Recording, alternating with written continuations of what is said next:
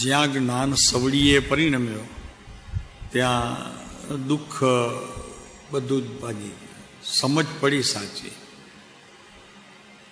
દર્દ તો જેમ હતું તેમ રહ્યું, આદિ વ્યાધિ ઉપાધિ પણ જેમ હતી તેમ રહી, પણ જ્ઞાનમાં સમ્યક નિર્ણય થતાં જ જે સાચું હતું એ સમજાણો, દુઃખ બધા દૂર ભાગી ગયા. સહેલું છે, બહુ સહેલું છે.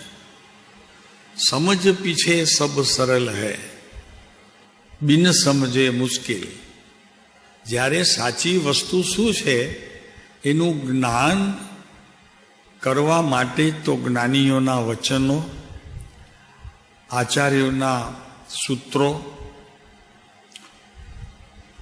વગેરે, ગણધર આદિના ભગવાને કહેલા દિવ્ય ધ્વનિના સાર, એનાથી જ જીવ સુખને પામે છે. વાત તો નક્કી થઈ ગઈ કે સુખ નામનો પદાર્થ સાચી સમજણ દ્વારા આવે છે, અને સાચી સમજણ જ્ઞાનીઓ દ્વારા જ મળે છે,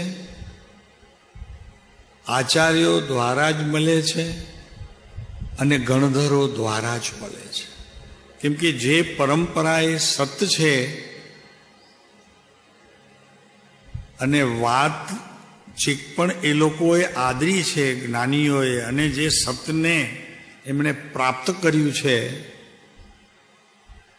આચાર્યો, જ્ઞાનીઓ, ગણધરો, એમણે સતને પ્રાપ્ત કર્યું છે. અને મારી પાસે પણ એ જ સત છે. સતમાં કાંઈ ફેર નથી કે એમને ત્યાં જુદું કંઈક સત, દેહ જુદું હોય, ઉદ્ગલ છે, દેહ જુદું હોય. દેહમાં શક્તિ કોઈકમાં ઓછી, કોઈકનામાં વધુ, બુદ્ધિમાં ફેર હોય, કોઈકમાં વધુ, કોઈકમાં ઓછી. પણ સત તો બધાની પાસે સરખું છે. તમારી પાસે પણ સરખું, અમારી પાસે પણ સરખું, અને વિશ્વના તમામ જીવ માત્ર પાસે સરખું છે.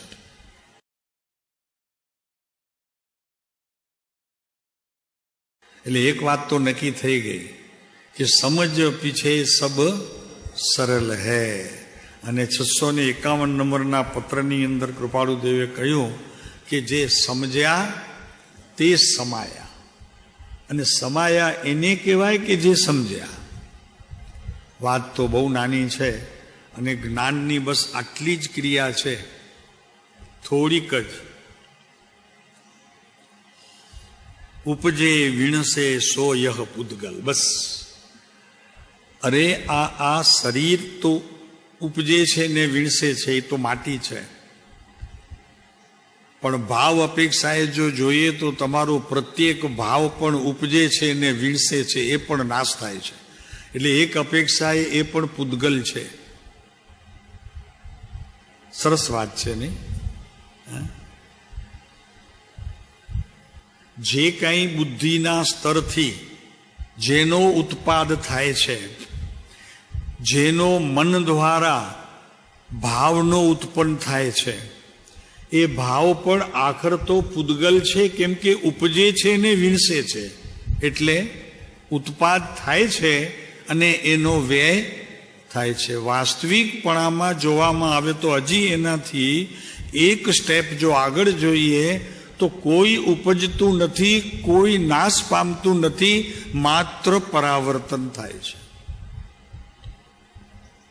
હજી એનાથી આગળ વિચાર કરીએ તો, હજી થોડુંક સૂક્ષ્મ જઈએ તો, જે નાશ પામે છે, જે પરાવર્તન પામે છે, એ બધું પોતાના જ્ઞાનની અંદર સમજણ જેવી થાય છે તેવા પ્રકારનું દ્રવ્ય ઉત્પાદ વ્યય રૂપે જણાય છે.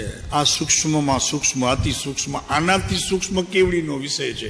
એ કાંઈ લખવામાં આવે નહીં, કહેવામાં પણ આવે નહીં. તો ઉત્પાદ વ્યય શું છે? તો કે જ્ઞાન માત્રની ક્રિયા, એ ક્રિયાથી સમજણનો ઉત્પાદ અને પાછા એ જ સમજણનો પાછો વ્યય. અહીંયા જ્ઞાનની જે રમત ચાલે તે ઉત્પાદ વ્યય સાથે જોડાયેલી છે, અને તે સમયે દ્રવ્ય જેવું છે તેવું ને તેવું રહ્યું છે. તું જાણે કે ન જાણે એમાં કાંઈ ફેરફાર થતો નથી. એટલે અહીંયા વાત આવે છે કે ઉપજે વિનસે સો યહ પૂદગલ. ભાઈ બરોબર છે, પૂદગલ તો છે, પણ કેટલી વસ્તુઓ પૂદગલ છે? તો કે એક સમયનો શુભાશુભ પરિણમને ઉપજતો અને એનો આધાર છે દ્રવ્ય આત્મા. એના આધારે એક અપેક્ષાએ, કેમ કે ત્યાં એને સ્વભાવ કરીને સિદ્ધ કરવું પડશે, પછી એ સ્વભાવમાં પરિણમન નથી એમ કરીને એ પર્યાયમાં અભાવ પણ જાણવો પડશે. આ વિતરાગ વાણીના કેટલાક મૂળ સિદ્ધાંતો. એટલે કોઈ ઉપજતું નથી, કોઈ વિણસતું નથી, એ નક્કી થઈ ગયા પછી એકલી દ્રવ્ય દ્રષ્ટિને પકડમાં લેનારને સમ્યક દર્શન થાય છે.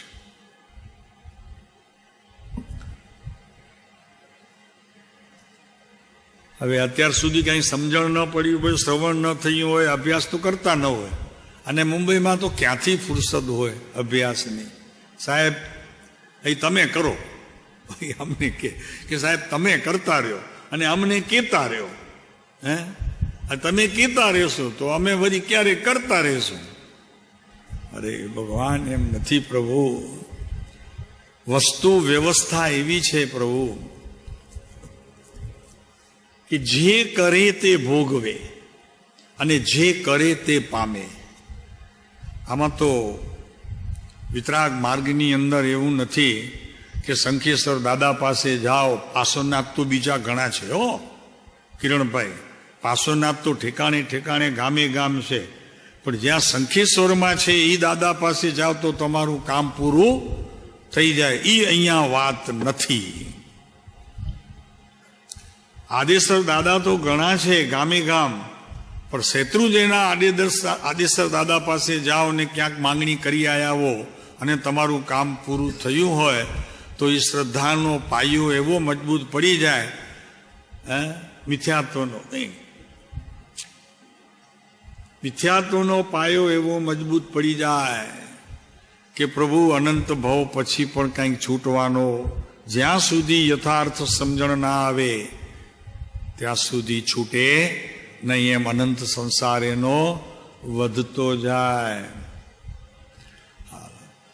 બહુ શિક્ષા કડક છે. મિથ્યાત્વની શિક્ષા બહુ કડક છે, અનંતાનુબંધી. આ માન્યતા જ્યાં સુધી સમ્યકપણે વિચારવામાં ન આવે, હવે કયા ભાવમાં આવશે? આ ભાવ તો આવી શ્રદ્ધામાં વયો ગયો, પછી હવે ક્યારે મનુષ્ય ભાવ મળે? માની લ્યો મળે, મારો પ્રભુ ન મળે તો એનો ક્યાંક આપણે અંશે પણ અવિનય કર્યો હોય, આશાતના આડી થઈ ગઈ હોય તો પ્રભુ કાંઈ એ પણ મળે નહીં. પછી આશાતનાનું ફળ પાછું તમે ભોગવો. સાતાવેદનીએ સમજાણું છે, જરા ખ્યાલ રાખો. જે કાંઈ તમે આશાતા બાંધી છે જ્ઞાનીઓની, એ આશાતા અસાતા વેદનીનું ફળ સાતા વેદનીએ ન ભોગવો, સમતાએ ન ભોગવો તો પણ એ કર્મ ગાઢો થાય, અને ફરી પાછો એ ગાઢો થતો એને મનુષ્ય પર્યાય ક્યારે મળે કાંઈ ચોક્કસ નહીં.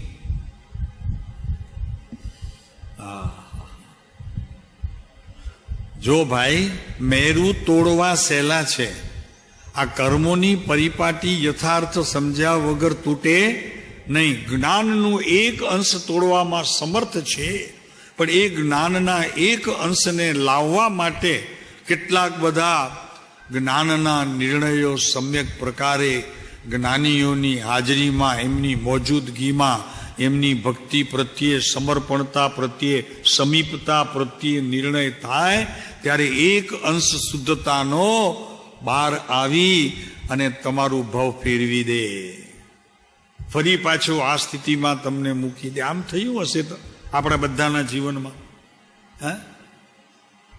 લાગે છે એવું જ થયું છે. ભાગ્યશાળી છીએ કે ફરી પાછે પંચમ કાળની અંદર પણ આવી શાસ્ત્રની સૂક્ષ્મ વાતો મારા પ્રભુ પાસેથી મળી છે. અમારી નથી હો, બધી દેણ તો એની છે ભાઈ. અરે આ પુરુષ છીએ તો અમે છીએ, વાત તો એવી છે પ્રભુ, નહીતર કાંઈ નથી, જીરો. અને કાંઈ કરવું પડતું નથી, કરવું એક જ પડે છે, એને પપ્પીઓ આપવી પડે.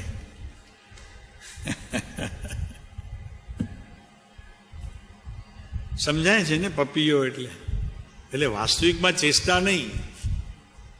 પપ્પીઓનો અર્થ એ છે કે અત્યારે આ આખા ક્ષેત્રની અંદર સૌથી વિશેષ કોઈ કાર્યકારી હોય તો એ પપ્પી છે. અને એવી પપ્પીઓ પરમ કૃપાળુ દેવ પાસેથી આવતી રહે, એને ઝીલતા જાઓ, આવતી રહે, ઝીલતા જાઓ. ક્યારેક વળી પાછો કોઈ એ સમય હશે ત્યારે એની વાત કરશું. અત્યારે તો એ વિષય નથી. અત્યારે તો વિષય છે ઉત્પાદ વ્યય ધ્રુવને અનુસરતો આત્મા. ઉત્પાદ વ્યયમાં એક અપેક્ષાએ જોવા જાઓ તો તે છે નહીં.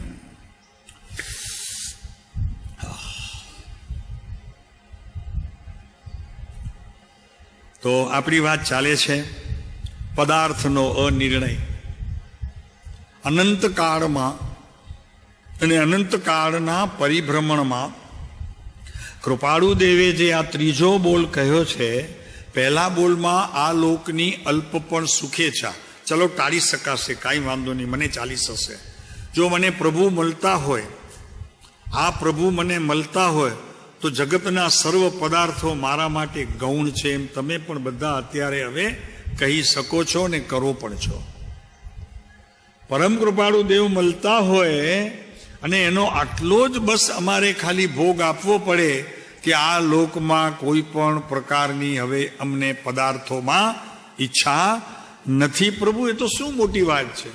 પ્રભુ મળ્યો જગતના સર્વ પદાર્થોનો ધણી, અનંત ધર્મોનો ધણી, અનંત ધર્મોનો ધણી. પછી હવે એવા જગતના પદાર્થો તો તુચ્છ લાગે, એ અત્યારે છોડી શકશો, પણ છોડ્યા પછી એને કઈ જગ્યાએ ગ્રહણ કરવું એનું નામ પદાર્થનો અનિર્ણય છે. રાખવા ક્યાં? જે કાંઈ નિર્ણયો થયા હોય ભરતભાઈ, એને રાખવા ક્યાં? જો રાખવાનું સ્થાન જો આપણને હજી મળ્યું ના હોય તો ઘણી બધી ચીજો જગતમાં પણ આપણે ખોઈ નાખીએ છીએ. બહેનો ગઈ હોય સેફ ડિપોઝિટમાં, ત્યાંથી કંઈક લઈ આવી હોય, ડાબલીઓને હાથ એને બધા ઓલા વીટેલા બધા, અને પછી કંઈક બીજા કામમાં લાગી ગઈ.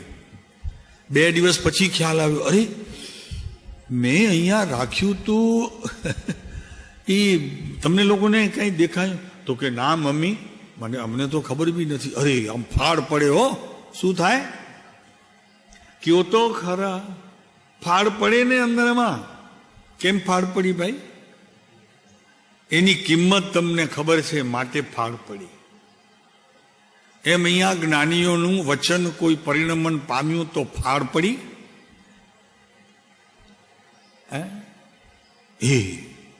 આ સાંભળ્યું તું પણ ખાલો પછી કાંઈ યાદ જ ન રહ્યું. આ તો આખી ક્રિયા રહી ગઈ, અને જો કરી જે કરી તે ખોટી કરી. એ હવે શોધો શોધો શોધો, ઘરનાને કે શોધો. તો કે મમ્મી ક્યાં રાખ્યું તું? તો કે હું તો અહીંયા મૂકીને પછી બીજા કામે લાગી ગઈ. અંદરથી તે જ બોલાવ્યો, પુત્રવધૂને કહે છે કે તે જ બોલાવ્યો. હા, તો કે જરાક સંભાળો, ઓલો બાબુ રડે છે અને દૂધ રાખ્યું છે ઉપર તપેલી ઉપર, તો જરાક ઉભા રહો. એટલે હું તો દોડતી આવી ત્યાં, આ રહી ગયું એમને. પણ સાચવ્યું, સાચવવા જેવું છે. ન સાચવીએ તો ઘણું બધું ગુમાવવા જેવું છે. એનું જ્ઞાન તો હતું. અત્યારે આ આત્મા સંબંધીની વાતો આ રાજનગરની અંદર 2000ની સાલથી તો ચાલે જ છે.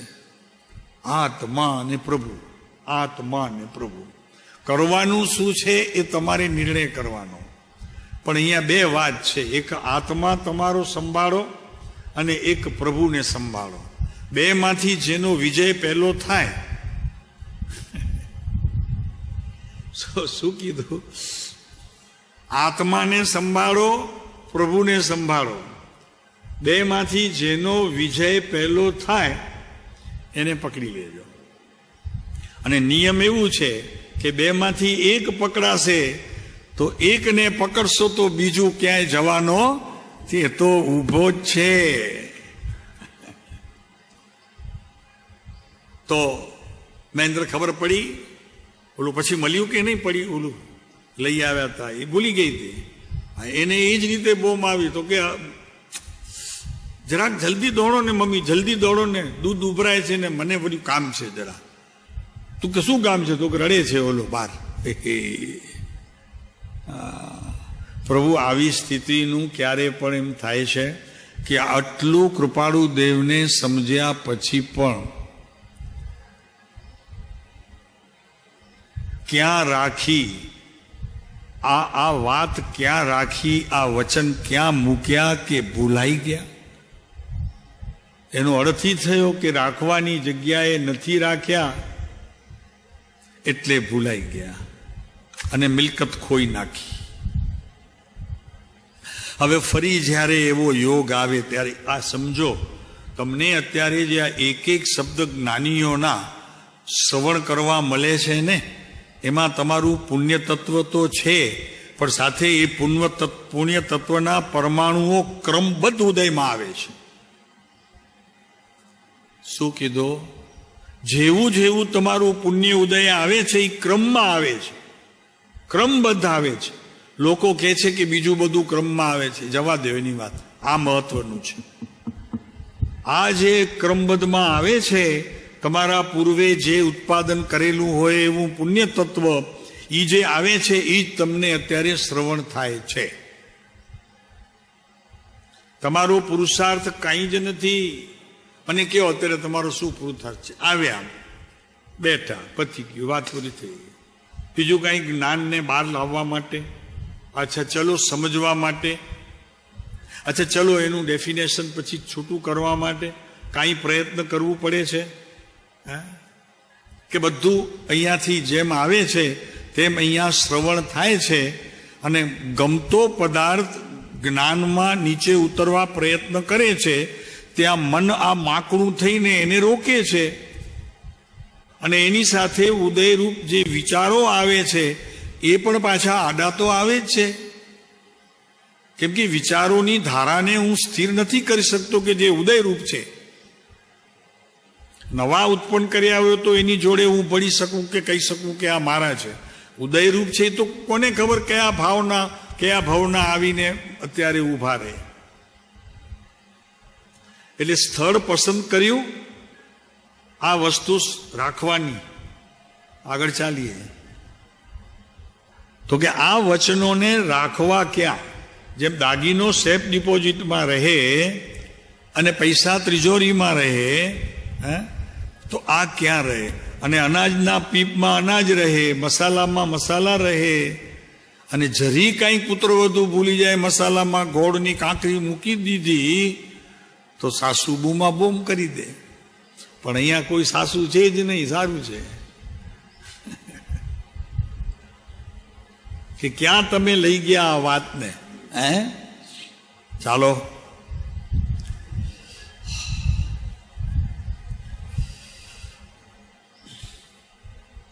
કૃપાળુદેવની એક વાત પદાર્થ માટે બહુ સુંદર. પછી આપણે આગળ ચાલીએ. પદાર્થનો અનિર્ણય. આ વાત એવી છે કે જેમ પદાર્થ છે એવા પ્રકારનું જ્ઞાન માત્ર કૃપાળુદેવના આ વચનો વાંચવાથી વિચારની બુઠ્ઠી થઈ ગયેલી અનંત કાળમાં ધાર, એમાં તેજ ધાર નીકળી અને આ સમજાઈ જાય કે આ પદાર્થ એટલે શું. આવો વ્યાખ્યાન સાર પહેલામાં 113મો બોલ.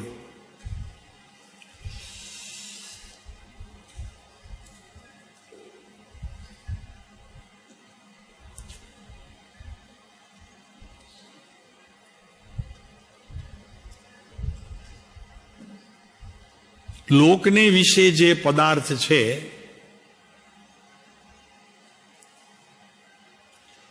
પદાર્થ લોકને વિશે છે, જ્ઞાન મારી પાસે છે. પદાર્થ વિશ્વમાં છે, જગતમાં છે, પણ એનું જ્ઞાન મારી પાસે છે, એની પાસે નથી.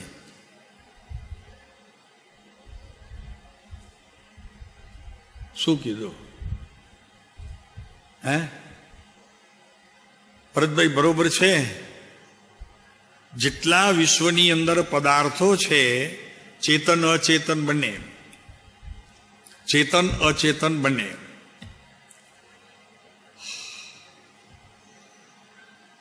ભગવાન બેઠા છે, પદાર્થ છે, ચેતન પદાર્થ છે કે અચેતન પદાર્થ છે? શ્રદ્ધા અપેક્ષા એ ચેતન પદાર્થ છે.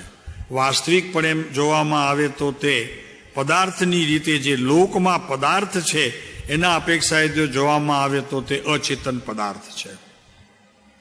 અને મારા જ્ઞાનની અપેક્ષા એ શ્રદ્ધા ગુણમાં જો એને હું રાખું છું તો તે ચેતન પદાર્થ છે. તો એનું જ્ઞાન કોને છે? મને છે, આત્માને છે. તો એ જ્ઞાનના સ્વ અને પરના ભેદ જાણવા માટેનો વિવેક કોને છે? મને છે. આપણે વિવેક કરીએ બી છીએ, બરોબર? ભગવાન પાસે જઈએ તો આપણે એવું કોઈ અડપલું નથી કરતા જેનાથી આપણને આશાત ના લાગીને દોષ લાગે, રાઈટ? હા, કેમ કે શ્રદ્ધામાં એ ભગવાન છે અને બહાર જો નજર કરીએ છીએ તો એ પાષાણ છે, તો એ અચેતન છે. સમજાય છે કે નહીં? જરી પહેલા હા પાડજો એટલે પછી આગળ ચાલીએ. હજી આમાં સમજવાનું છે. એટલે અહીંયા કહે છે કે લોકને વિશે જે પદાર્થો છે તેના ધર્મ એટલે ગુણ. અહીંયા ધર્મની જગ્યાએ ધર્મ ન લેવો, ગુણ લેવા. કેમ કે આ ગુણો બધા ધારી રાખેલા છે. આત્માનો મૂળ સ્વભાવ નથી, પણ એને ધારી રાખવા પડે છે. જેવી રીતે રાગ, દ્વેષ, ક્રોધ, માન, માયા એ કોઈ જડની ક્રિયા નથી, એ આત્માની ક્રિયા છે, ચેતન તત્વ છે. ક્રોધ અચેતન નથી, પણ એ બધા ધર્મો આત્માની પર્યાયમાં ધારી રાખવેલો ધર્મ છે, ધારી રાખે છે, પોતાનું માનતો નથી. કોણ? આત્મા. આત્મા એ પોતાનું માનતો નથી, પણ એને સ્વપર શક્તિના કારણે, પ્રમેયત્વ ગુણના કારણે જગતના સર્વ પદાર્થોનું એને જ્ઞાન થાય છે. એટલે એને આ જ્ઞાન રાખવું પડે છે. એને અહીંયા ધારી રાખેલો ધર્મ કહેવામાં આવે છે. જળનું જ્ઞાન જળને નથી, જળનું જ્ઞાન આત્માને છે. અને આત્માને છે એટલે આત્મા મૂળ, એનો એ મૂળ ધર્મ નથી કે એને એ રાખી શકે, પણ ધારી રાખે. પ્રમેયત્વ ગુણને કારણે તે ધારી રાખે એવો ધર્મ છે. આત્મામાં એક પ્રમેયત્વ નામનો ગુણ છે, જે સ્વ અને પરનો વિવેક કરી સ્વને સ્વ અને પરને પર જાણી શકે છે. એ ધર્મને કારણે આ જે વાત છે કે કેટલા બી કસાયો હોય તો એ કસાયો આત્માના સ્વભાવમાં નહીં, પણ એની અવસ્થામાં ધારી રાખવું પડે. કેમ કે પ્રમેયત્વ એમની પાસે ધર્મ છે. તમારે કંઈ પણ કસાયોનું જે કંઈ ભાવ થાય છે ને, એ કોઈ જળની ક્રિયા નથી, એને ચેતનની ક્રિયા કહેવામાં આવી છે. જો જળની ક્રિયા હોત તો કંઈ પાપ જ ન લાગત, દોષ જ ન લાગત. પણ એ આત્માની ક્રિયા છે, અને આત્મા એને પોતાની પર્યાયમાં ધારી રાખે છે. આટલો ભેદ પડે છે. આનું નામ વિતરાગ માર્ગ છે, આનું નામ જૈન માર્ગ છે. નહીં તો તમે કેવી રીતે એને ભેદ કરીને છૂટા કરશો? કસાયો અને એને જાણનારું જ્ઞાન, આવા બે પદાર્થથી જુદો પડે છે. ચાલો આગળ ચાલીએ, જેટલું સમજાય તેટલું. અભ્યાસ કરવો નથી. અભ્યાસ કરવો છે? હા તો કયો. જી, ચેતનના પદ કયા? બંનેમાંથી પ્રમાણ આપણને કરવાનું. પ્રમેય તત્વ જે છે એમાં નિર્ણય કરવાનો કે મારા કયા છે અને મારા રાખેલા કયા છે. મારા ધર્મે આત્માએ ધારી રાખેલા કયા છે, ઓલું ધારી રાખે. હમણાં ખસી જશે જીરી વારમાં. ને જ્યારે મૂળ ગુણ છે આત્માનો સ્વભાવ જાણવાનો, એ એમને એમ હશે, અકબંધ હશે, એ નહીં છૂટે. વિશેષ સામાન્ય લ્યો ભલે, પણ જરૂર નથી. કારણ કે જ્યારે સામાન્ય વિશેષની વાત તમે કરો છો ત્યારે પર્યાયને વિશેષ કહેવામાં આવે છે, અને સામાન્ય એ ધ્રુવ છે. હવે ફરીને તમને વાત કરીએ કે જ્યારે કોઈ વાત વિશેષ કરવાની હોય ત્યારે એ આત્માને અનુસરીને કહેવામાં આવે છે, ને પર્યાય બહુ સામાન્ય થઈ અને એને જવા દે છે, ત્યારે પર્યાયને પણ સામાન્ય કહી દે છે. એ સામાન્ય છે, અપેક્ષિત કથન છે. પર્યાયમાં રાગ છે, દ્વેષ છે, ક્રોધ છે, માન છે, તો એ પર્યાયને સામાન્ય કહી દે. ગૌણ સામાન્ય એટલે કાંઈ જ નથી એમ. એટલે એવા અપેક્ષિત કથન છે. એટલે સામાન્ય વિશેષ ન લેવું, ધ્રુવ પર્યાય લેવી. લોકને વિશે જે પદાર્થ છે તેના ધર્મ દેવાધિદેવે તીર્થંકર પરમાત્માએ પોતાના જ્ઞાનમાં ભાસવાથી આ ભાષ્યમાન થયું છે. પ્રમેયત્વ ગુણને લીધે ભાષ્યમાન થયું છે. એને અહીંયા ધારી રાખેલો કહેવામાં આવે છે. જી, એ પછી વાત, એ પછી આવશે. એ મનની વાત પછી આમાં છે નહીં, પણ તમારે કાઢવી તો ખેંચી લઈશું, કાંઈ વાંધો નહીં, પણ છે નહીં આમાં. તો અહીંયા દેવાધિદેવે પોતાના જ્ઞાનમાં ભાસવાથી, દેવને પોતાના સ્વપર જ્ઞાનના વિકાસને કારણે, એવા ગુણને કારણે, પ્રમેયત્વ ગુણ છે આત્મામાં, તેને કારણે એને આ બીજાના ધર્મો એને પોતાના જ્ઞાનમાં અનુભવ રૂપ થયા. ચેતન કે અચેતન જે કંઈ પાર પદાર્થ હોય તે. આગળ ચાલીએ. ભાસવાથી જેમ હતા તેમ વર્ણવ્યા છે બરોબર. પદાર્થો તે ધર્મની બહાર જઈ પ્રવર્તતા નથી. રાઈટ. એ પોતાનું ક્ષેત્ર છે, ઉત્પાદ વે ધ્રુવથી બહાર જતા નથી. ધ્રુવની પાસે શક્તિ છે, ઉત્પાદની અંદર ધ્રુવે આપેલી શક્તિ છે, અને વ્યયમાં પણ ધ્રુવે આપેલી શક્તિ છે. આપેલી છે કેમ કે એને કેટલાક એવા ધર્મો ધારી રાખ્યા છે, તો એને કાઢવા માટે પણ એને શક્તિ પ્રદાન કરે છે. કોણ? ઉત્પાદ અને વ્યય નામના બે પદાર્થો કે જે દ્રવ્યની સાથે છે. ઉત્પાદ, વ્યય, ધ્રુવ, યુત, સત. એને સત કહેવામાં આવ્યું છે. એના પાછળનું આ કારણ છે કે એ પણ સત છે. એક સમયનું એ સત છે. ધ્રુવ ત્રિકાર સત્ય છે. ભેદ પાડો બંનેનો. આ કાંતિભાઈ ઘરે બેઠા બેઠા નહીં સમજાય. હા, ઘરે બેઠા બેઠા વળી 4 ના નીકળી જશો ને વળી પાછા આવશો 8 ના. એ અહીંયા તો માથા ફોડવા પડે, લોહી નીકળે, પાટાપીંડી કરવા પડે, ડોક્ટર પાસે જવું પડે. ડોક્ટર એટલે કોણ? માથા ફોડવા પડે. ત્યારે આ વિતરાગ વાણી સમજાશે. અને વાત એવી છે પ્રભુ કે વિતરાગ વાણી સમજાયા વગર કાર્ય નહીં થાય. કૃપાળુદેવનું એક શબ્દ છે, બહુ સરસ છે. કૃપાળુદેવ પોતા માટે લખે છે કે વિતરાગ ભાવ વારંવાર દિવસમાં હજારો વખત અમને યાદ આવે છે. વિતરાગની વાણી, વિતરાગ પદ એવા શબ્દો છે. વિતરાગ પદ વારંવાર વિચારીએ છીએ. પાછળ છે ક્યાંક.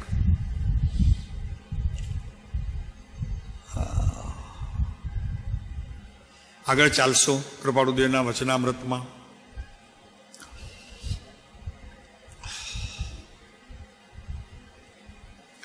કેમ કે આમ જોવામાં આવે તો સર્વજ્ઞ વિતરાગ સ્વરૂપ જે છે ને, ભીતર વિતરાગ સ્વરૂપ, આત્મા વિતરાગ સ્વરૂપ જ છે.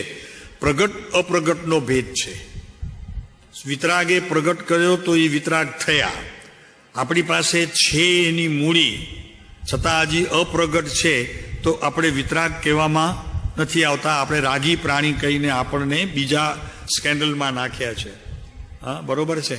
તો અહીંયા કહે છે કે સર્વજ્ઞ વિતરાગ સ્વરૂપ શુદ્ધ આત્મા જ ખરેખર વિશ્વમાં ઈષ્ટ છે.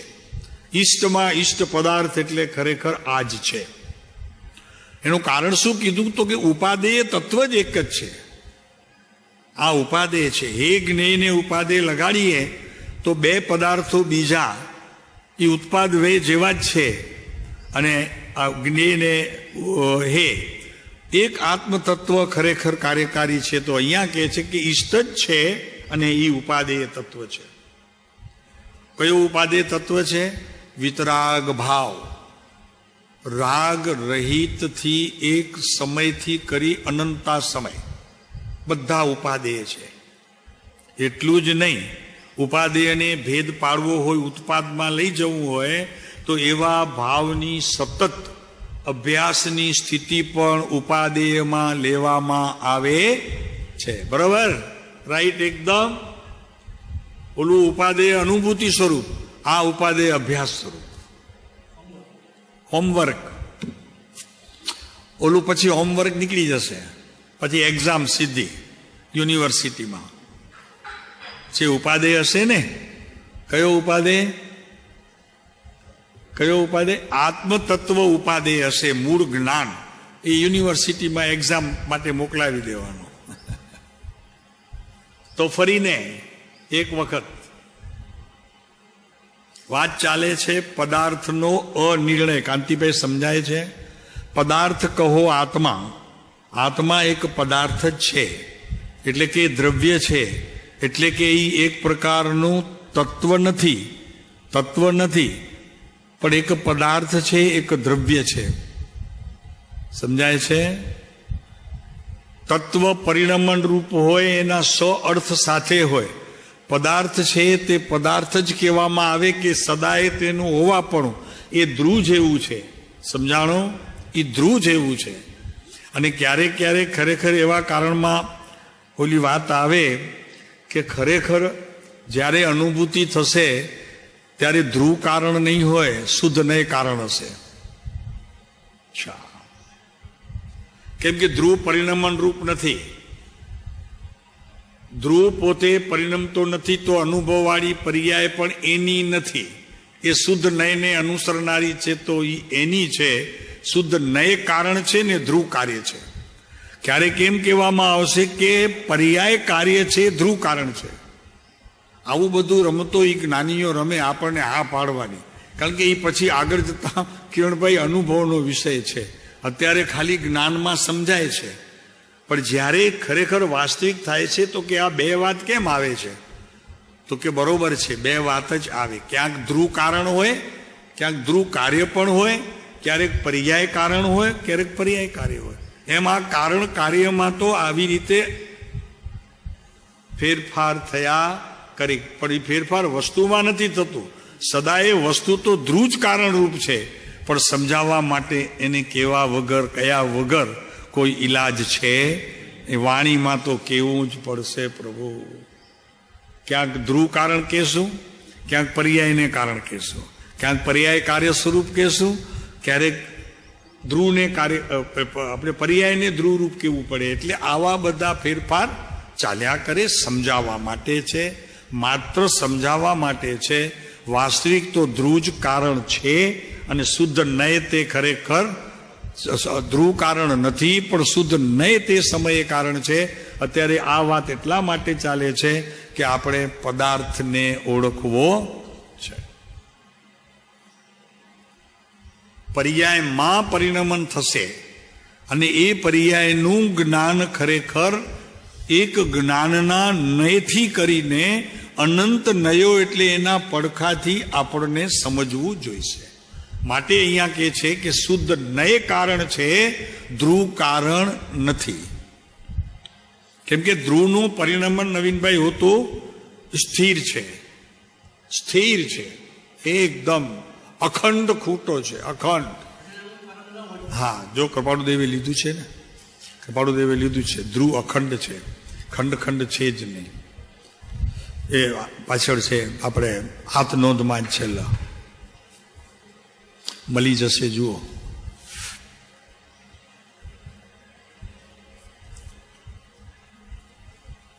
અખંડ શબ્દ છે કૃપાળુદેવનો. એક એક એક છે 11માં, હું એક છું, અસંગ છું, સર્વભાવથી મુક્ત છું, એ નહીં, પણ ઓલો અખંડ છે એ શબ્દ છે. કેટલા? 823 ઉપર. એક મિનિટ, અહીંયા જ છું, અહીંયા નજીક જ છું. હા હા છે. હું અસંગ શુદ્ધ ચેતન છું, વચનાતીત નિર્વિકલ્પ એકાંત શુદ્ધ અનુભવ સ્વરૂપ છું. હું પરમ શુદ્ધ અખંડ ચિદ ધાતુ છું. આ અખંડ શબ્દ કિરણભાઈ, અખંડ એટલે અખંડ છે, માટે તેનું પરિણમન હોય નહીં. ધ્રુવ અપરિણમન છે, પર્યાય પરિણમન છે, તો એને સામાન્ય કહ્યું અને દ્રવ્યને વિશેષ કહ્યું. અને જ્યારે પરિણમન બતાવવું છે ત્યારે વિશેષ પર્યાયને કહેશે, સામાન્ય ધ્રુવ હશે. પ્રભુ, આ તો એકદમ એટલું બધું ખરેખર મજા પડે એવું છે. હે, મજા પડે એવું છે. પ્રભુ, એક વખત આ સમ્યક નિર્ણય જો વાત પહોંચી જાય ને, સમ્યક દર્શનની જરૂર નહીં પડે. એ તો ઊભું જ છે, આપની રાહ જોઈને ઊભું છે. સમજણ ફરી દ્રવ્યને ફરવું પડે, દ્રવ્યને ફરવું પડે. દ્રવ્ય સામાન્ય થઈ જશે ને પર્યાય વિશેષ થઈ જશે.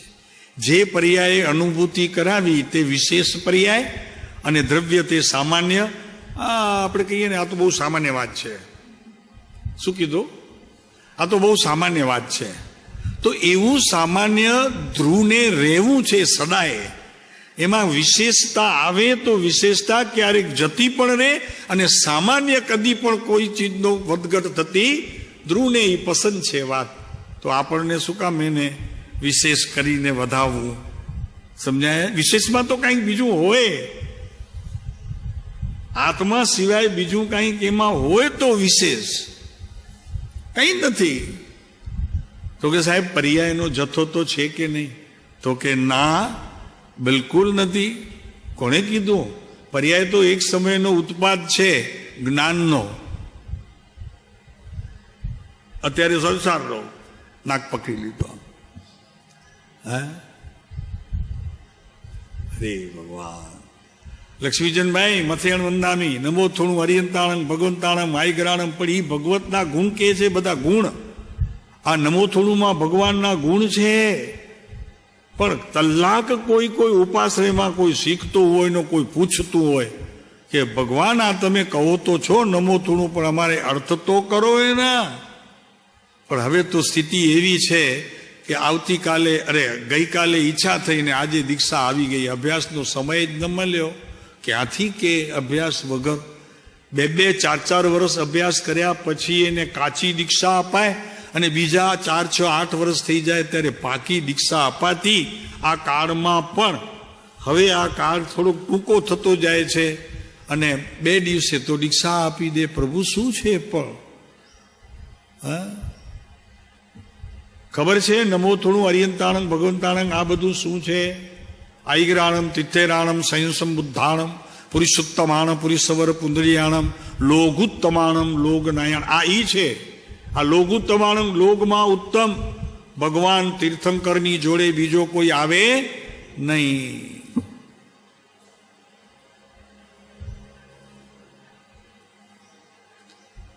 અભ્યાસ નથી ભાઈ. મુશ્કેલી ત્યાં થઈ ગઈ એટલે લોકોને આ નવું લાગે. કિરણભાઈ તો કે આ શું કહે છે? પણ કૃપાળુદેવે તો ભક્તિ કરવાનું કીધું છે ને. કૃપાળુદેવે ભક્તિ કીધી છે પણ આની સમજણ સહિત કીધી છે. શું કહ્યું છે? આની સમજણ સહિત. નહીતર પહેલા તો ખાલી શબ્દો છે, પછી બીજું શું છે? તો આ છે અખંડ ચિદ ધાતુ. પાછું કીધું ચિદ ધાતુ, એમાં છેદ પડે નહીં. એટલે એનો અર્થ કે ઉત્પાદ વે ધ્રુવના આશરે થાય છે એમ વાણી અપેક્ષાએ કહેવામાં આવે છે. હકીકતમાં એમ છે કે એને ધ્રુવ સાથે કાંઈ સંબંધ નથી. ત્રણેયને સત લીધા છે. એ એક એક સમયના સત છે, અનંત કાળના પણ તે ત્રણેય સત છે. ધ્રુવ પણ સત છે, ઉત્પાદ પણ સત છે, અને વ્યય પણ સત છે. વ્યય વસ્તુનો નથી થતો, જ્ઞાન બદલે છે, એનું નામ વ્યય છે. જ્ઞાનની શક્તિ એકને છોડી બીજામાં પ્રવેશે છે પર્યાયમાં, એનું નામ વ્યય છે. વ્યય એટલે નાશ નહીં. ઉત્પાદ એટલે જ્ઞાનની નવી સમજણ ઊભી થવી, ઉત્પાદ છે. અને બદલીને બીજી પર્યાય થાય છે, એનું નામ વ્યય છે. વ્યય એટલે નાશ નહીં સમજતા. આ ઉત્પાદ વ્યય ધ્રુવયુત સત તત્વાર્થ સૂત્રની અંદર આ વાત મૂકી છે. ઉત્પાદ વ્યય ધ્રુવયુત સત. આ કોની વાત છે? ભગવાન અનંત તીર્થંકર થઈ ગયા એની વાત ચાલે છે. એવા પદાર્થનો અનંત કાળમાં મેં સતપણે નિર્ણય કર્યો નથી. એટલે કૃપાળુદેવ અહીંયા આ પાઠમાં લીધું છે કે ત્રીજો બોલ પદાર્થનો અનિર્ણય. બરોબર છે? પદાર્થનો અનિર્ણય.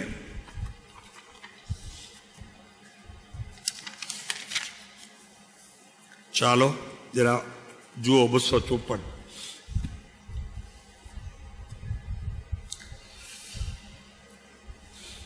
કદાપી એ બંને થયા હોય, ઉપરના બંને, આ લોકની અલ્પ ઈચ્છા અને સત્પુરુષમાં પરમેશ્વર બુદ્ધિ. કદાપી એ બંને થયા હોય, તથાપી વાસ્તવિક તત્વ પામવાની કઈ યોગ્યતાની ઓછાઈને લીધે છે. શું છે? તત્વ પામવાની કઈ યોગ્યતાની ઓછાઈ. એટલે કે અભ્યાસ નહીં અને કરવો પણ નથી. હા, એવું નહીં કરો પ્રભુ, કંઈક કરો, અભ્યાસ કરો કંઈ. આપ તો બધા શીખ્યા છો. હા, તો શું કહે છે જુઓ. તત્વ પામવાની કઈ યોગ્યતાની ઓછાઈ એટલે ખામી. હા, ઓછાઈ એટલે ખામી. ખામીને લીધે પદાર્થ નિર્ણય ન થયો હોય તો ચિત્ત વ્યાકુળ રહે છે. શબ્દો માથાકૂટ નહીં કરવાની. મારું હમણાં ચિત્ત ઠેકાણે નથી. આ વાતમાં કહી દઈએ છીએ. હા, હમણાં નહીં. હા, હમણાં નહીં. ઘરવાળાને વઢી લે. હા, ઘરવાળાને વઢી લે. બાપુજીને વઢી લે. બાપુજીને તો વઢે, સવાલ નથી. પણ બૈરાઓ ઘરવાળાને વઢી લે. મારું ચિત્ત નથી હમણાં ઠેકાણે, ખ્યાલ રાખો. અને એવા બૈરાઓ આકરા પાણીએ હોય તો બિચારો માણસ ઢીલો થઈ જાય તો કે કોણ માથાકૂટ કરશે. એટલે કે છે અહીંયા કે પદાર્થનો નિર્ણય ન થયો હોય તો ચિત્ત વ્યાકુળ રહે છે. અને ચિત્ત જો ઠેકાણે ન રહે તો પછી જ્ઞાન ક્યાં ઠેકાણે રહે? ચાલો આગળ. અને મિથ્યા સમતા આવે છે.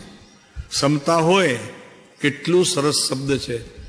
સમતા હોય પણ નથી ચાલતું ત્યાં સમતા. હસવાનું જ છે.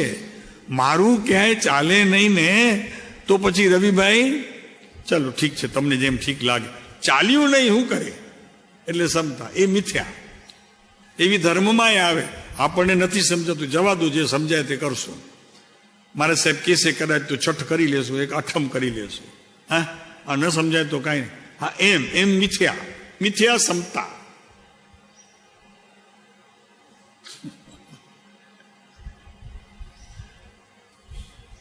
કલ્પિત પદાર્થ વિશે સતની માન્યતા હોય છે. જો કેટલું સુંદર છે આ વાક્ય, તમે જુઓ. ત્રીજું કારણ ભરતભાઈ છે, નવીનભાઈ જુઓ. પદાર્થ વિશે, કેવા પદાર્થ વિશે? કલ્પિત. કલ્પિત એટલે ખરેખર વાસ્તવિકમાં નથી, પણ અજ્ઞાનીએ એવા પદાર્થનો સ્વીકાર કરી લીધો છે કે જે ખરેખર ભ્રાંતિથી પદાર્થ કહેવામાં આવે છે, ખરેખર વાસ્તવિકમાં એને પદાર્થ કહેવામાં આવતો નથી. એટલે જરાક ચોખવટ કહીએ, રાગ દ્વેષ અને કસાયોથી સહિત જે પદાર્થની વ્યાખ્યા કરવામાં આવે છે તો એ લોકોને સમજાવવા માટે કહેવામાં આવે છે કે ભાઈ તે જડનું કાર્ય નથી, ચેતન આત્માનું કાર્ય છે. સમજાય છે? અને એને એમ છે કે આત્મા તો કંઈ કરતો જ નથી, સમયસાર આદિ ગ્રંથ વાંચીને નિર્ણય થઈ જાય છે, શાસ્ત્રોનું કંઈક વિશેષ જ્ઞાન કરીને. તો એની અહીંયા કૃપાળુદેવ ના પાડે છે તો કે ભાઈ એવું સત્ય કે જે ખરેખર સત્ય જ નથી પણ તે માની લીધેલું સત્ય છે. કસાયનો કરનાર જડ પદાર્થ છે, શરીર છે, પૂતગલ છે, કોણ છે?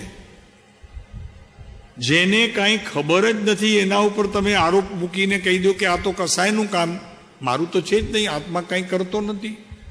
એવા જે મિથ્યા અને એવા જે ક્ષમતાના પ્રકાર અને એવા આત્માને સત માનવા રૂપ કારણ, એવી વિધિ કે આત્મા તો કંઈ કરતો જ નથી, પછી સવાલ ક્યાં છે?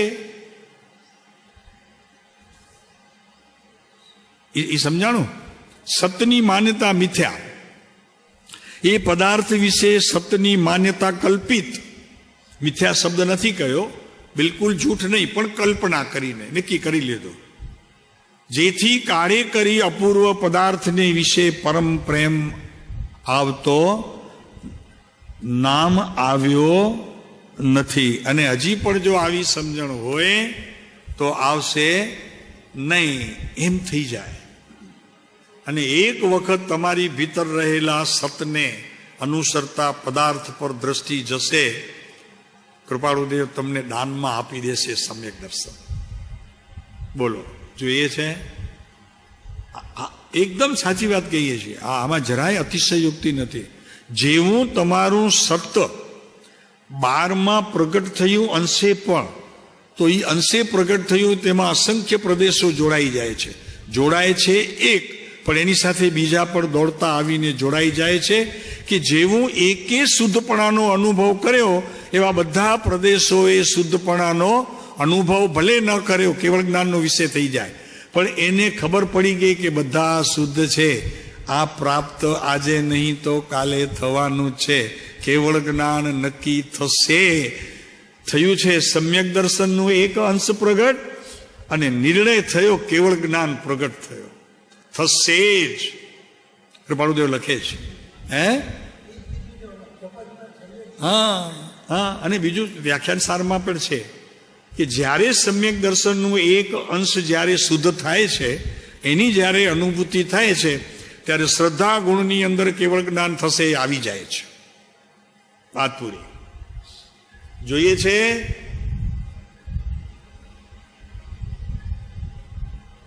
કેટલી સરસ વાત છે. તો અહીંયા કે છે કલ્પિત પદાર્થ વિશે સતની માન્યતા હોય છે, જેથી કાળે કરી અપૂર્વ પદાર્થને વિશે પરમ પ્રેમ આવતો નથી. આત્મા પ્રત્યે પરમ પ્રેમ આવતો નથી. જેવો દેહ પ્રત્યે આવે છે, જેવું ધન પ્રત્યે આવે છે, જેવો કીર્તિ પ્રત્યે આવે છે, યશ પ્રત્યે, યશ નામ કર્મ પ્રત્યે પણ એવો જ આવે છે. પોતાને ઉચાર યશ નામ કર્મનો ઉદય હોય. હવે અમારી અહીંયા જરાક કોઈક વાત કરે તો કે સાહેબ તો બહુ તત્વ સારું આપે, ત્યાં અંદર ગલગલિયા થવા માંડે. શું કરે? પ્રભુ એમ ન હોય. જ્ઞાનની તાકાતને તે રોકવાના વળી પાછા આ કાર્ય ક્યારથી શરૂ કર્યા? સમજાણો? ખ્યાલ આવ્યો કે નહીં? ભાઈ એમાં મદ ન હોય. આ તો જ્ઞાન છે. કેવળ જ્ઞાનની સત્તામાં જ્યારે પ્રગટશે ને, લોકાલોક જણાશે. એટલે એનો અર્થ કિરણભાઈ, એક એક જીવના પૂર્વના અનંત ભવ, હવે ભાવિના અનંત ભવ, કેવળ જ્ઞાન સુધીના ભવ જણાશે, છતાં તેને જાણવા રોકાતા નથી. એનું નામ કેવળ જ્ઞાન છે. જોવે છે માત્ર આપની ભીતર રહેલું પરમાત્મ તત્વ, અને એ પણ દેખાય છે છાંય જેવું. ભગવાન પોતાના સમોસરણની અંદર મનુષ્યોને, પ્રાણીઓને, તિર્યંચોને જોતા નથી. એમને બધા આત્મા દેખાય છે. એમના જ્ઞાનમાં બધા આત્મા દેખાય છે. છાયા રૂપે બધા દેખાઓ છો તમે. અરે જેટલું તમે છાયાપણે દેખાઓ છો એટલું તો દેખાવા માટે તમને અત્યારે આ તીર્થંકર પરમાત્માનો યોગ થયો છે. એટલું તો ભીતર આત્માનો મહિમા લાવો કે મારો આત્મા ભગવાને આવો જોયો છે, નિર્લેપ, ક્યાંય પણ લેપાયેલો નહીં. કોકે તો જોયું, એવો મારો આત્મા કોકે તો જોયું. કોક એટલે તીર્થંકર. અરે એમ કરીને મહિમા આવે. આપણે 5-25 જણા ઊભા હોય ને કિરણભાઈ, અને કંઈક આપણને શેર બજારનું કામ કરતા હોઈએ ને કંઈક 2 પૈસા આવી ગયા હોય, તેમાં આપણો મિત્ર આવે કોઈ, યાર હમણાં મજા છે સાહેબ તમને તો, શેર બજારમાં બહુ કંઈ સારું જ એવું કમાયા છો, તો ગલગલિયા થાય. પણ બહાર માયા કરે શું, ના ના એવું તમે કહો છો એવું નથી. એટલે ઓલાને તેમ પાણી ચડે. તો કે ના ના કાંઈક તો છે. તો કે હા છે ને, થોડુંક છે, પણ તમે કહો છો એવું નહીં. તેમાં 4 જણા બીજા આવીને ઊભા રહે. તો કે હવે વાત નહીં કરતા. ઓલા સાંભળે તેમ કે હવે વાત નહીં કરતા. તો ઓલાને પાણી ચડે મિત્રને. તો કે જોયું હમણાં કેટલું સાહેબ પાસે આ બધું કેટલું બધું આવી ગયું છે હમણાં. ત્યાં અંદરમાં બીજા નવા ગલગલિયા થાય. તો એમ કૃપાળુદેવની વાત નથી કરતા, તીર્થંકર પરમાત્માની વાત કરીએ છીએ. તીર્થંકર પરમાત્માએ તમારો આત્મા શુદ્ધ જોઈ લીધો હોય છાંય રૂપે, અને વાણીમાં પણ એમ આવતું હોય તીર્થંકરના કે આ આત્માઓ બેઠા છે બધા. તો મને લાગે છે કે તમને કેમ પાણી નથી ચડતું, ગલગલિયા કેમ નથી થતા? યોગસારમાં એક ગાથા છે. યોગસારમાં તો ગુરુદેવ કાનજી સ્વામી વારે ઘડીએ કે ભગવાનના સમોસણમાં જઈ અને ભગવાનને એમ કે હે ભગવાન, તમે તો સર્વજ્ઞ થઈ ગયા, તમે તો સર્વજ્ઞ થઈ ગયા, જે કાર થઈ ગયું તમારો. ત્યારે વરી તીર્થંકરની વાણીમાં આવે તો કે તું સર્વજ્ઞ છો એમ હા પાડ, પહેલા હા પાડ. કેમ કે ભગવાન સર્વજ્ઞ છે. એ કયા જ્ઞાનમાં આવ્યું તારા? સમજાય છે વાત? સમજાણી? તીર્થંકર સર્વજ્ઞ છે એમ તારા જ્ઞાનમાં આવ્યું કે નહીં? તો તું સર્વજ્ઞ થયો કે નહીં? ત્યારે વરી પાછો ઓરો ઢીલો થાય. તો કે ના ભગવાન, તમે સર્વજ્ઞ છો, તમે સર્વજ્ઞ છો, હા પાડો, તમે સર્વજ્ઞ છો. તો કે પહેલા તું હા પાડ, અમને સર્વજ્ઞ તે કયા જ્ઞાનમાં કીધું એ જ્ઞાનને બહાર લાવ, પછી અમે તને આગળ કહીએ કે અમે પરમાત્મા છીએ. સમજાણું કે નહીં? તીર્થંકર પરમાત્માએ આપણને સભામાં આત્મા જોયો, નિર્મળ, શુદ્ધ, અખંડ, ચિદાનંદ ચૈતન્યનું ધામ. હા, અહીંયા તો સમ્યક દર્શન હજી થયું ન હોય ને ભ્રાંતિ થઈ હોય તો વાવા ચાલે, ઓ આમ ચાલે, હેલી ચાલે. કેટલાને થઈ જાય છે 2 મિનિટમાં આત્મજ્ઞાન. 2 કલાક, સોરી 2 કલાક. અરે પ્રભુ, ચાલો આપણે જરાક જોઈ લઈએ. પરમ પ્રેમ આવતો નથી એટલે પદાર્થનો અનિર્ણય અદ્ય ક્ષણ પર્યંત હજી ચાલુ આવે છે. કેમ કે ભગવાન પ્રત્યે પ્રેમ નથી, આત્મા પ્રત્યે પ્રેમ આવતો નથી. પ્રસન્નજીભાઈ સાચું છે, પણ પહેલા તો અહીંયા આવ્યા તેનાથી પહેલા તો આત્મા ખબર બી નહોતો કોણ આત્મા ને કેવી વાત હતી. લક્ષ્મીજીભાઈ હવે ખબર પડી આત્મા પણ પ્રેમ આવે છે, આત્મા પ્રત્યે પ્રેમ આવે છે. કેવો પ્રેમ? ધન લક્ષ્મી જેટલો કૃપાળુદેવ પ્રત્યે આવે છે. એ તો 2 વાત થઈ ને, કે એમના પ્રત્યે આવશે તો તમારા આત્મા પ્રત્યે આવશે, તમારા આત્મા પ્રત્યે આવશે તો એ પ્રત્યે આવશે. એ તો વાત થઈ ગઈ.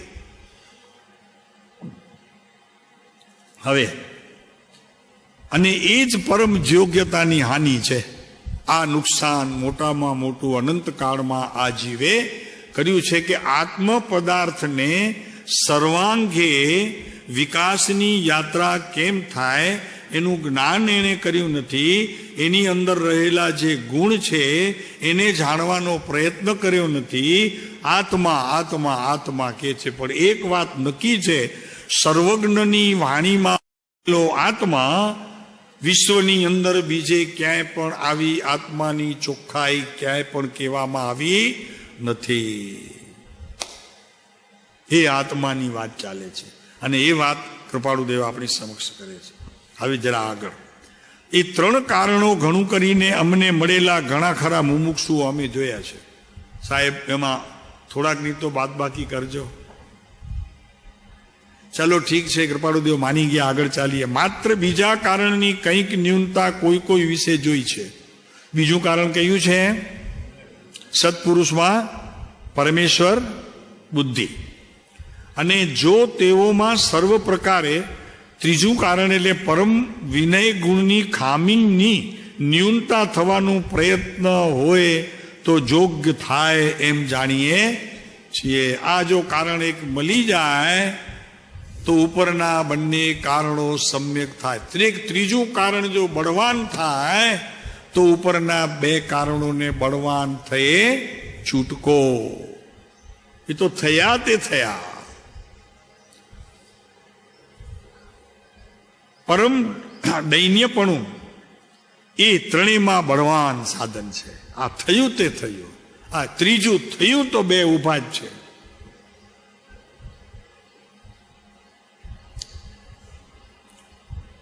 અને એ ત્રણેયનું બીજ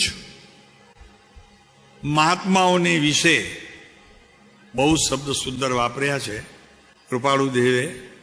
પરમ પ્રેમાર્પણ એ જ છે. બહુ મજા પડી ગઈ આમાં. એક વાક્યની અંદર પ્રેમ અર્પણ એટલે એનો અર્થ ભરતભાઈ કે વિશ્વના કોઈ પદાર્થ પ્રત્યે એમના જેવો પ્રેમ નહીં. આમના પ્રત્યે જેટલો પ્રેમ છે બરાબરી એમની જોડે એના જેવો બીજા કોઈને નહીં.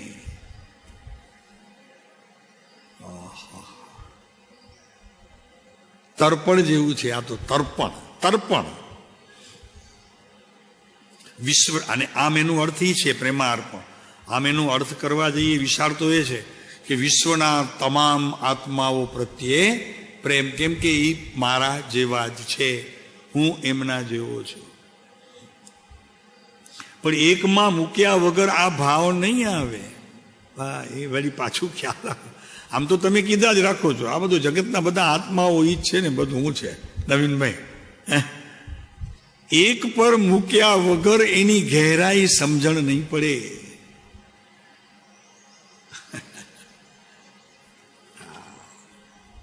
તો પરમ પ્રેમ અર્પણ, પ્રેમા અર્પણ એ છે. અધિક શું કહીએ? અનંતકાળે જ માર્ગ છે. બાપુ શું વાત છે! અનંતકાળમાં આ માર્ગ છે. સાહેબ અહીંયા સંયમ આવ્યો નહીં, ચારિત્ર તો આવ્યું નહીં, અહીંયા મુનિપણું તો આવ્યું નહીં. ભાઈ મુનિપણું આના પછી હોય છે. આત્મજ્ઞાન ત્યાં મુનિપણું તે સાચા ગુરુ હોય. બાકી કુળગુરુ કલ્પના આત્માર્થી નહીં. આવી છે આત્મસિદ્ધિમાં. પણ આચારાંક સૂત્રની અંદર આ ગાથા છે. આચારાંક સૂત્રમાં બિલકુલ એકદમ. અને છતાં લોકો હજી ભ્રમિત છે. તો અહીંયા કહે છે અનંતકાળે એ જ માર્ગ છે. હવે આગળ શું છે? પહેલું અને ત્રીજું કારણ જવાને માટે બીજા કારણની હાનિ કરવી.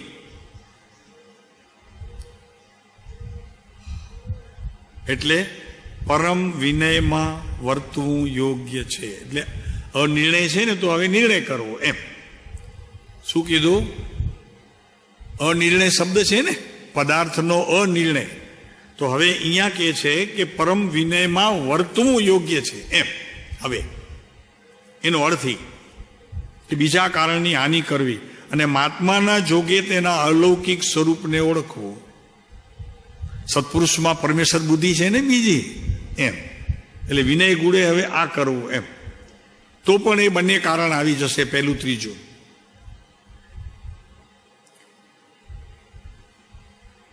મહાત્માના જોગે તેના અલૌકિક સ્વરૂપને ઓળખવાની પરમ તીવ્રતા રાખવી તો ઓળખાશે.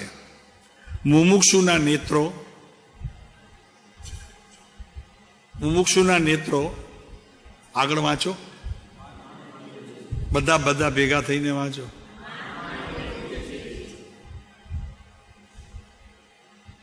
અંજન સલાકા કરાવો, પેલા તમારા આંખોમાં અંજન સલાકા કરાવો. આ પુરુષ આવે અને અંજન સલાકા કરે તો થશે, એવી આપણી તૈયારી જોઈએ કે આ અંજન સલાકા કરે.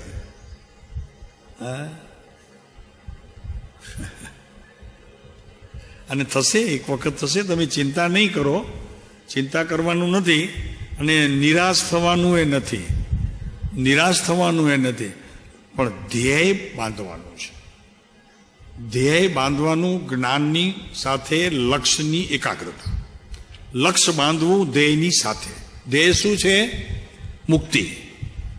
ધ્યેય શું છે? મુક્તિ. લક્ષ્યમાં શું છે?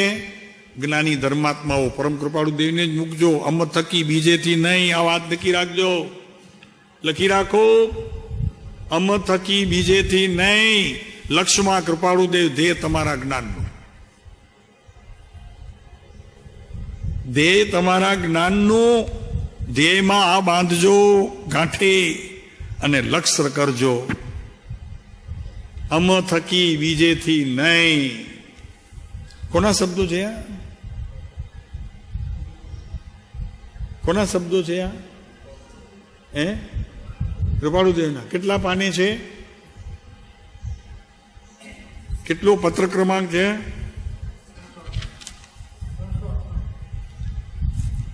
તમને લોકોને મોઢે હોવું જોઈએ 400માં 2 ઓછું. 4 ગતિની પરિક્રમા.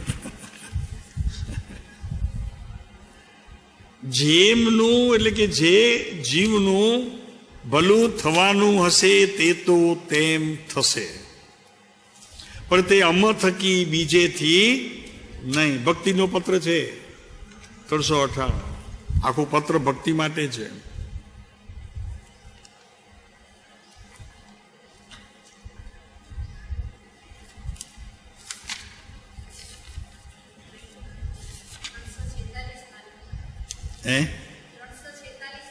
હા, અરે આ લોકોએ પણ અહીંયા લીટી કરી છે. આમ પ્રેસમાં પણ ઈશ્વર ઈચ્છાથી જે કોઈ પણ જીવોનું કલ્યાણ વર્તમાનમાં પણ થવું સર્જિત હશે તે તો તેમ થશે. કૃપાળુદેવ વાત કરી રહી છે કે ક્રમબદ્ધમાં નક્કી થયેલું હશે તો એમાં હું એ નહીં ફેરવી શકું. કૃપાળુદેવ કહે છે કે હું એ નહીં ફેરવી શકું. હું ફેરવી નહીં શકું એમ એનો અર્થ. પણ જે જીવ આ પંચમ કાળની અંદર જશે તે અમ થકી બીજેથી નહીં. એમાં અમે જઈશું એના મૂળમાં.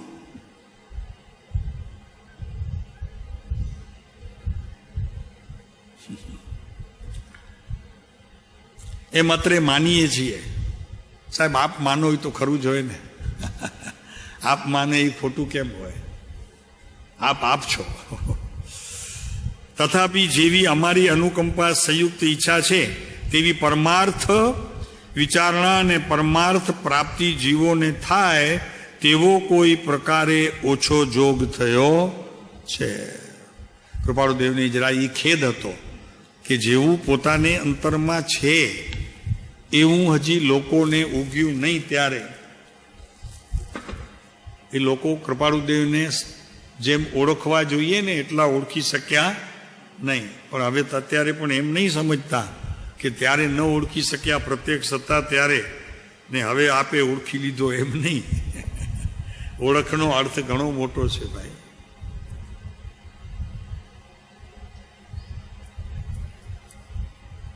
ચાલો.